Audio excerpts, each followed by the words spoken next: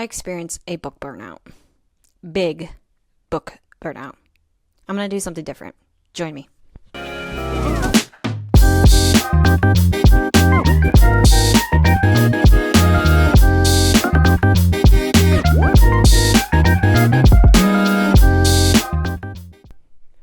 So I experienced big book burnout.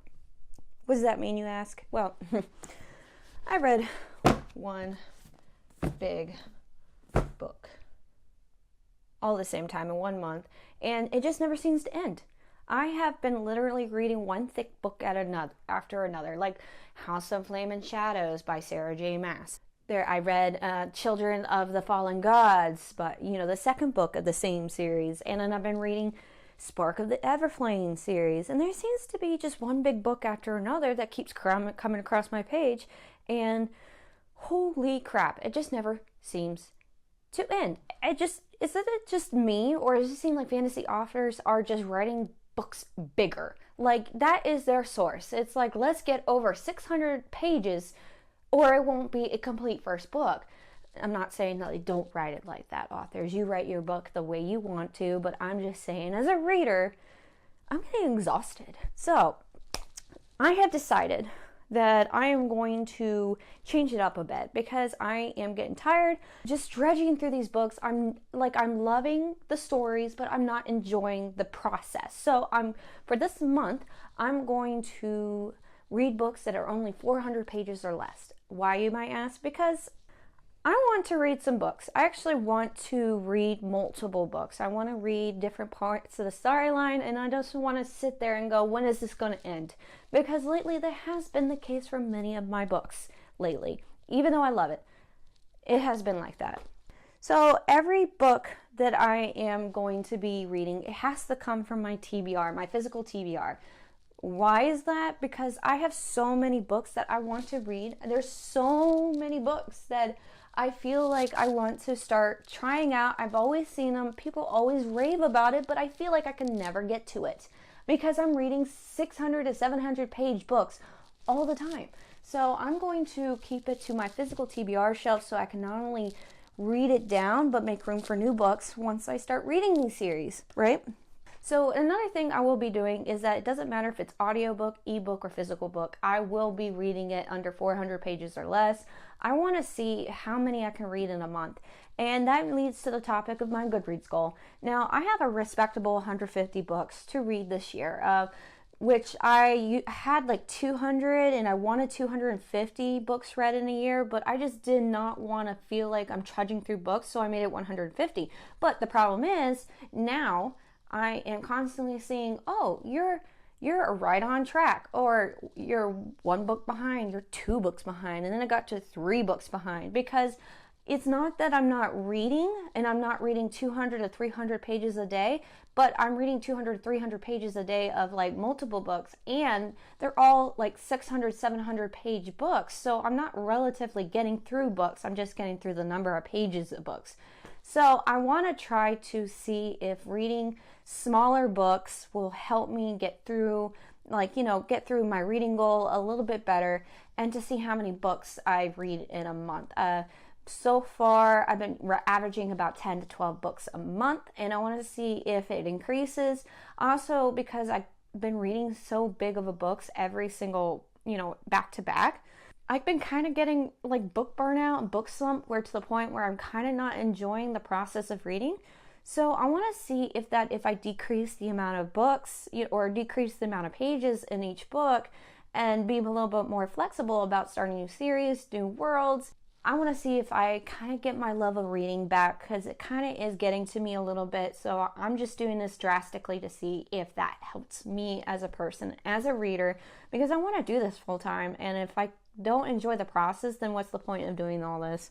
So, and like I said, I want to get introduced to new series, and the reality, I might be starting a whole bunch of new series because I like to try to finish them before I start new ones, which I don't know why I said that, because I hardly ever do that, but I just want to start some new series.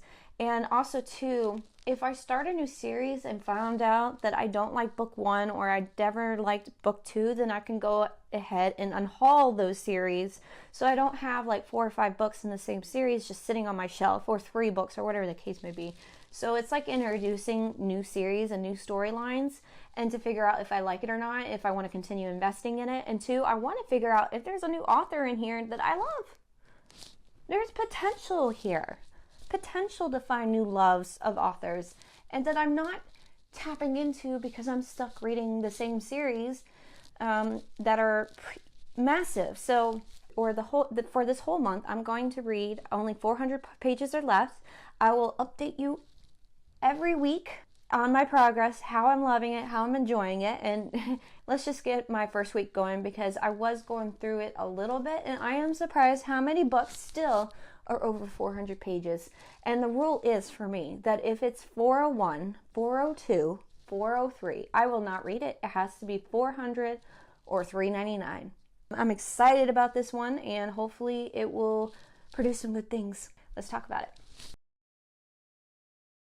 Hello readers, this is week 1 of reading only books under 400 pages or less for the whole month. I have some thoughts. Okay, so I feel like I started off strong but didn't start off strong here, okay? Let me explain. So, the first book I decided to pick up because this had some good reviews, right? And it's Half a Soul by Olivia Atwater. Now, I can see why people loved it. I really do, but I DNF'd it because of the fact that it was like a Regency fantasy romance, and I just wasn't interested. I was bored. I'm not gonna lie, I'm bored. I love my action. I love high stakes. I love just like what is gonna happen next. And this was just a slow pace for me. I just don't care. It's like, it was just high society. I stopped reading Bridgerton for that reason. And I just didn't care for it. I didn't like the main character, Theodora. You know, what's funny is they introduced her as Theodora Charity Eddings. Oh, it's so good to have my name in something that doesn't have to do with the 7th book of Harry Potter. I think it was good. I like how quirky this character was. The fact that she was cursed and she just lost half of her emotions. So she is aware that she's not feeling anything, but she's at the same time, like, doesn't feel it. So I thought it was good. And it's just, I didn't care for it. And I know that it could be for something that likes that cozy fantasy, Regency, you know, it's just slower paced, and it's just not for me. So one thing that I decided to pick up was a classic, is Kingdom Keepers, which is Disney After Dark, Ridley Pearson. Now, I would say you can't go into this with high expectations because this is geared towards a middle schooler, you know, and you can't think about like the technicalities of everything, and a lot of things seem kind of stupid in this, but I enjoyed it because I went in mentally knowing that it's not like geared towards my age range of practicality here. So yeah, there's still plot holes, there's some dumb decisions that these middle schoolers make, but I thought it was enjoyable.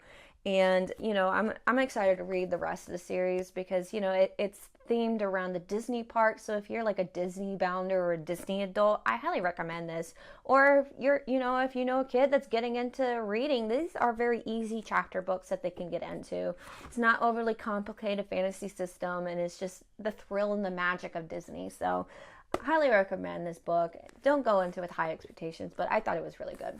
So lately I've been getting into, I would thought going into my audiobooks and my ebooks I'd be reading more fantasy, but actually I've been kind of diving into dystopian a little bit. I know it's not fantasy, but these are classics, I'm telling you. So the first one is The Hunger Games by Suzanne Collins, and I'm aware that Haymitch is going to get his own book and movie soon. So I'm just saying, I was thinking that would it be so cool to get his own book as I was reading this, and then literally 2 days later, it was announced. I'm just saying, but Rue, oh my gosh, Rue, it hurt my heart. So, this is good. I really like this. And the next one is Classic The Selection by Kara Cass.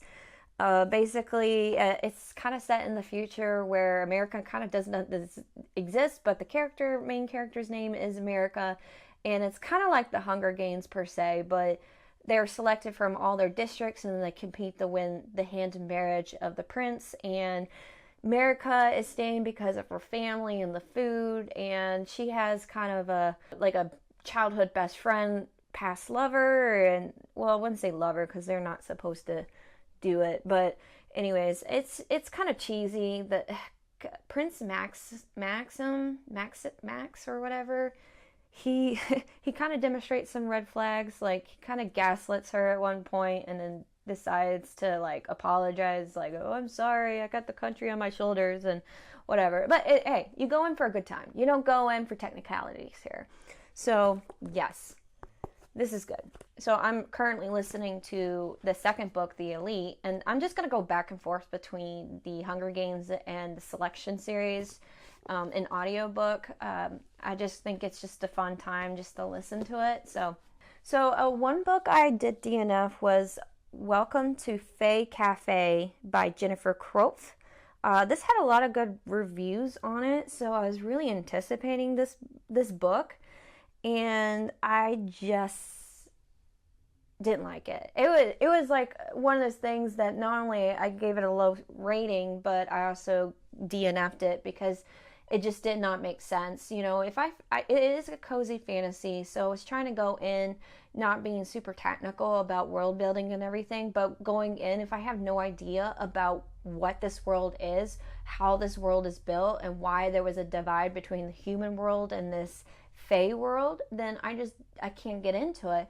And the main character, there was like Prince Cress or something like that, and he was like wanting to hunt down this girl. He went to go avenge him, but he never really brought it out, and there was just no connection between the two characters. And then he suddenly decides to kiss her, and that's when I decided to, like, you know what, I'm done.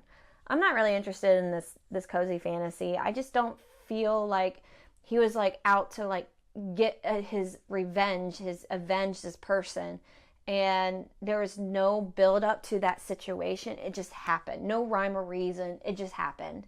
I lost interest. There's just no development in the story. There's no plot. There's no angst, and I just no.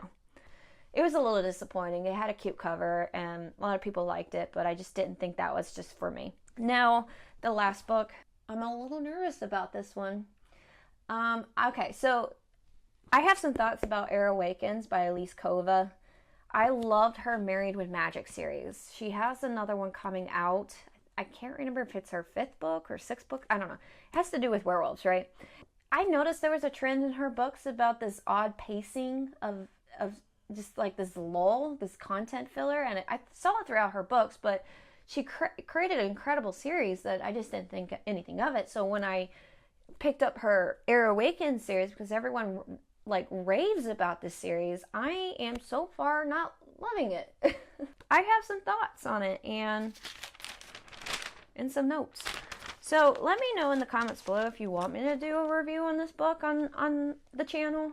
I decided that I might push through just so I can read the whole thing, because some people say it just pick up 80% of the book and the bad guy gets introduced 60% of the book, and I'm willing to give it a try because I do like her writing, but this is hard to get into. The love interest is not interesting. So I don't know. But yeah, that's week 1 so far. I think I read 5 books in 1 week. Combination of ebooks, audiobooks, and paperback books so far. I'm reading a paranormal romance right now. I know, it's sad. This is supposed to be like my detox, my palate cleanser moment, like where I'm like, you know, trying to get out of my book burn, and I'm doing everything but fantasy, which is crazy. But I'm reading a paranormal romance, and it's like her 5th book in the series, and it's just like a repeat behavior, and I'm like, so yeah, that's week 1. So I will see you week 2. Welcome back. This is week 2 of me doing the challenge. I think I'm progressing pretty nicely. I did get through some books.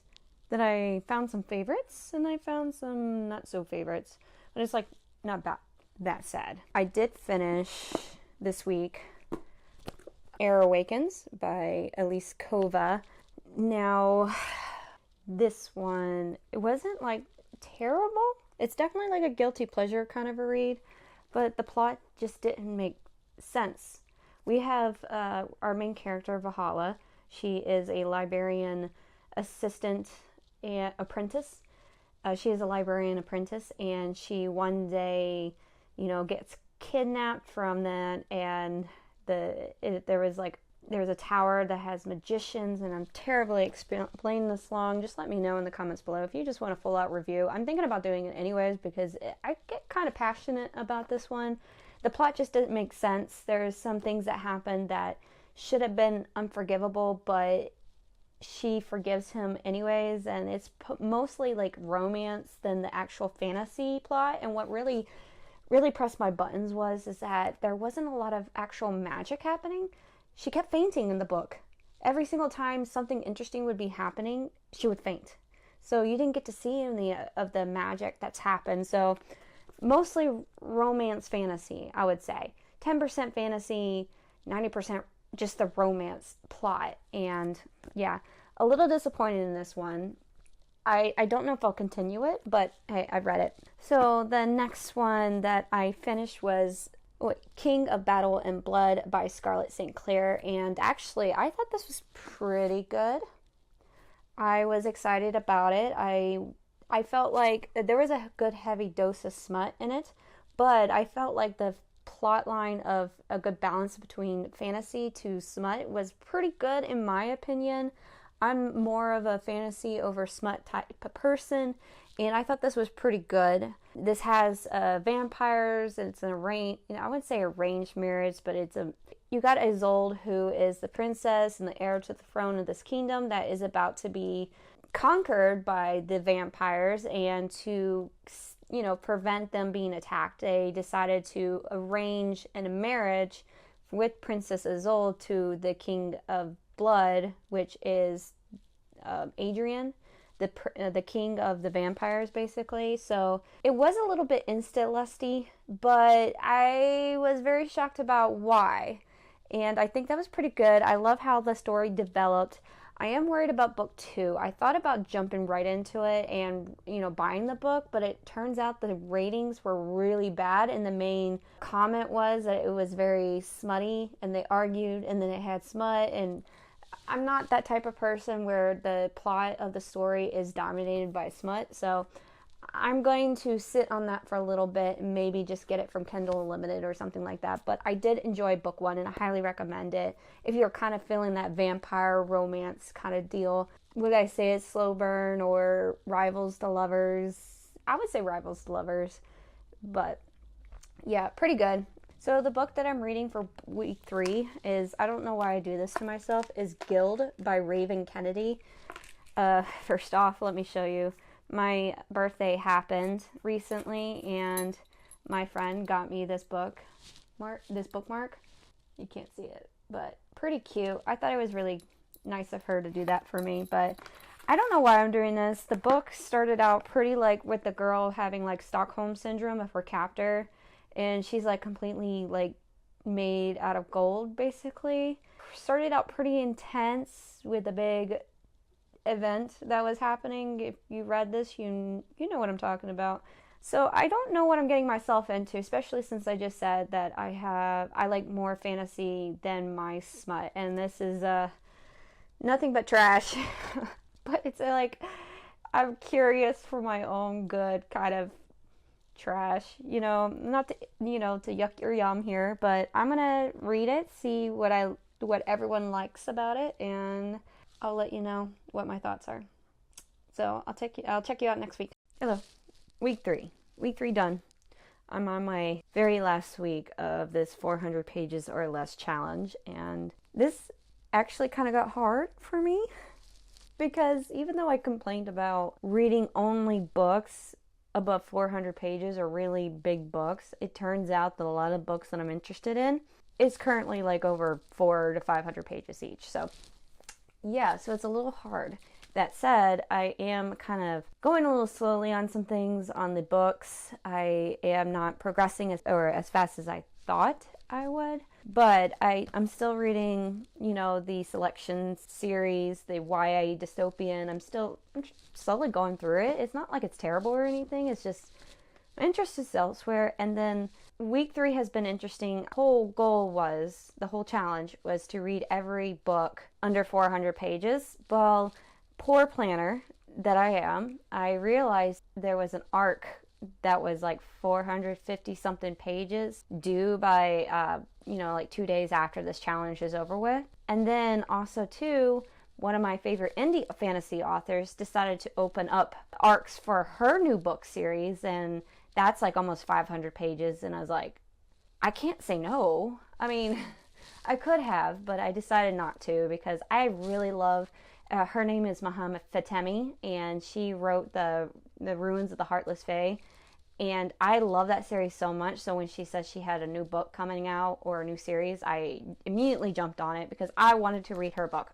I'm already like 35% in and I'm loving it. It's just loving it. Anyways, so with that said, I did on my ebooks kind of disregarded the whole like under 400 pages rule just because I did commit to those arcs, and I like to make sure I read them in a timely fashion so I can review them on release day or talk about it on my Instagram or something like that. Shameless plug. If you haven't followed me yet, follow me on Instagram. So, Bookstagram. So what I'm currently reading now for week 4 is I'm going to try to finish this series. It's the selection series. It's a YA dystopian, but it's kind of like a comfort series. So I've been listening to this on audiobook. It's not bad. Some of the things that happen is kind of stupid, and it's whatever. You're in this book series for a good time. You're not for the technicalities here, right? So I've been slowly progressing through this. I know there's like 2 other books that's after this. It's like America's Daughter. I'm probably not going to continue on. I don't know. We'll see. I have the 4th book, and I don't know if I'm going to buy the 5th book yet, but yeah, so that. And then the book that I finished in like 4 days, which I was very surprised about. I was a little hesitant in going into this book because I've heard so many things about this book, and it is Gild by Raven Kennedy, and I am surprisingly shocked how good this book is. It's only 299 pages, at least in this edition. I know in other editions it's a lot more pages, but this particular edition is 299 pages. Heard so many different opinions about this book. Some people, what I hear is that you either love it or you really hate it. Another opinion I hear is that the series gets so much better after the first book. Going into this I was a little hesitant because I was like, what is going on? This is not a fun way to start a book. I'm not a smart person, so the way it started, I was like, what am I? Ugh. And the main character is a main character that you normally just don't. They're not very common these days. They're always strong, they can fight, they're bad mouths, all this stuff. And this one is very meek. She's timid. She does stand up for the right and the wrong, but she is fully accepting of the gilded cage that she's in. From what the story started out, it's a King Midas retelling, and he turned the main character Aaron into gold, like her whole body, and only King Midas is allowed to touch her, and nobody's allowed to, and he's pretty cruel to her. And it's just, I don't know, it's just something about this book that I feel that is captivating enough to read. The ending was really hard. I'm not gonna lie. You've got to read the trigger warnings in this, and just understand that going into this can be a little triggering. I didn't really particularly was fond of it. I wasn't fond of this at the end, but I'm willing to continue the series just because I feel like this is a very interesting way of storytelling. I'm planning on doing a full honest book review on this on my blog and maybe possibly on my channel, so let me know below if that's something that you'd be interested in hearing. I actually got the second book already coming in the mail because I like the first one so much. So yes, I didn't get a lot done reading. I did get one of my arcs finished already. I was able to, I did DNF that one of my arcs, unfortunately. I did not jibe with the book. And then I'm now reading the second arc, which I'm thoroughly enjoying a lot. So, yes, good week. And I'm hoping the fourth week just be as good. So, yeah, see you next week.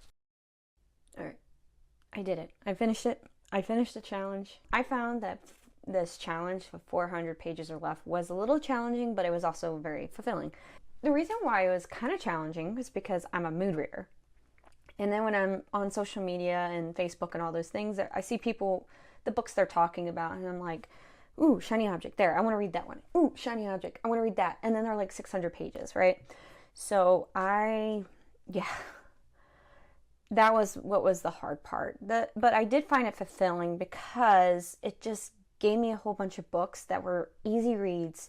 They weren't complicated, not heavy on the world building, and hey, I had a good time. So I read about 17 books for this challenge, which is pretty good. I've been pacing about 13 books a month, so 17 was pretty good.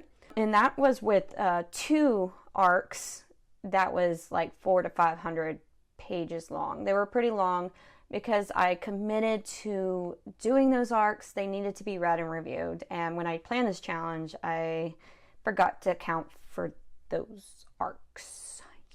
So, okay, so I did read this. Yes, it is big, but the thing about this is considered like a complete series and is YA, The Fairie Games by Michelle Maddow, and I only read the first book and kind of decided this book wasn't for me. It's YA for one thing, and I tend not to gravitate towards a lot of YA books, fantasy books in particular.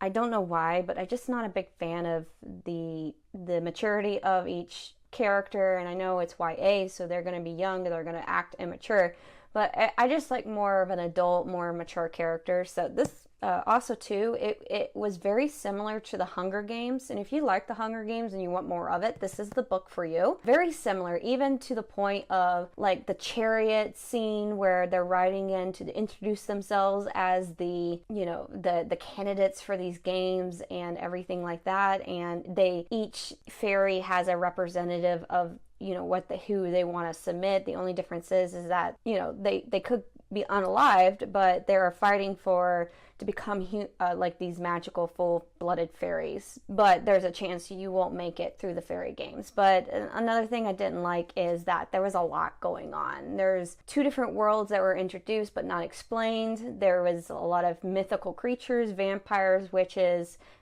angels, demons, and all this stuff, but so you just didn't understand the concept of all these worlds that were being introduced. And yeah, it was a hot mess in this book.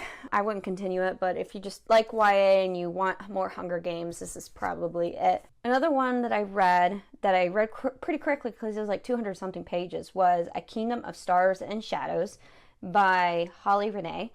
I didn't like it. And it was slightly disappointing because this is a book that is heavily promoted within a lot of groups, romantasy in general. I think she had The Veiled Kingdom being released recently, and a lot of people love that. I read this, and I just didn't like it. The reason being is because it was focusing way too much on the romance and not enough on the fantasy. So in that respect, it was just all about the forbidden romance aspect of it. We didn't really understand what truly is the plot of the story.